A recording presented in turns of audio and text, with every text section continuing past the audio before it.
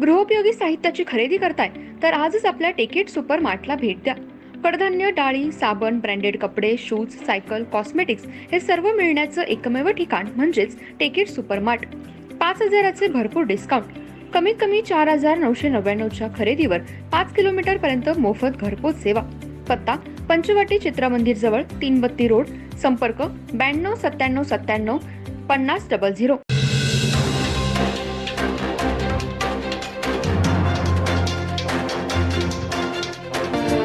नमस्कार, मी तेजस्विनी मगदूम. एम मराठीमध्ये आपल्या सर्वांचं स्वागत आहे. पाहूया ठळक घडामोडी. काँग्रेस पक्षाकडून मुस्लिमांचे तुष्टीकरण केलं जात आहे, त्यांच्यासाठी कायदे बदलण्याची भूमिका घेतली आहे. अशा प्रवृत्तीच्या काँग्रेसला मत देणं म्हणजे पाप करण्यासारखं आहे, अशा शब्दात उत्तर प्रदेशचे मुख्यमंत्री योगी आदित्यनाथ यांनी काँग्रेसच्या धोरणावर हल्लाबोल केला.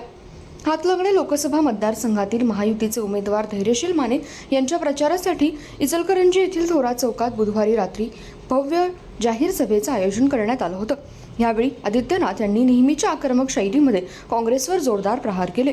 ते म्हणाले, काँग्रेसच्या कार्यकाळामध्ये देशाचा सन्मान हरवला होता, दहशतवाद वाढला होता, विकास खुंटला होता, भ्रष्टाचार बोकाळलेला होता. परंतु 10 वर्षाच्या काळामध्ये नरेंद्र मोदी सरकारने ही प्रतिमा पुसून काढली. आता भारताचा सन्मान वाढलाय, जगभरात मोदींचा सन्मान केला जातोय. विकसित भारताचं स्वप्न साकार करण्याचं काम मोदींनी केलंय. परंतु काँग्रेस आपली मूळ प्रवृत्ती सोडायला तयार नाही. पंतप्रधान नरेंद्र मोदी यांच्या नेतृत्वाखाली अयोध्येमध्ये राम मंदिर साकारलं, परंतु काँग्रेस मूळ प्रवृत्ती सोडायला तयार नाही. राम मंदिर बांधण्यापूर्वी ते याची गरज काय म्हणत होते आणि राम मंदिर साकारल्यानंतर राम तर सगळ्या देशाचा आहे असं म्हणू लागले. काँग्रेसची ही दुटप्पी नीती लोकांनी ओळखून धडा शिकवला पाहिजे. काँग्रेस पक्षाने नेहमी खोटी स्वप्न दाखवली, जनता त्याला बळी पडत आली. पंतप्रधान असताना इंदिरा गांधी यांनी देशातील गरिबी हटवणार असं म्हणत राहिल्या. आता त्यांचा नातू राहुल गांधी देशातील गरिबी दूर करणार असे सांगत आहे. गरिबी कशी दूर करणार हे विचारल्यानंतर देशातील संपत्तीचे फेरमूल्यांकन करून ते मुस्लिमांना वाटणार असे त्यांचे नेते म्हणत आहेत.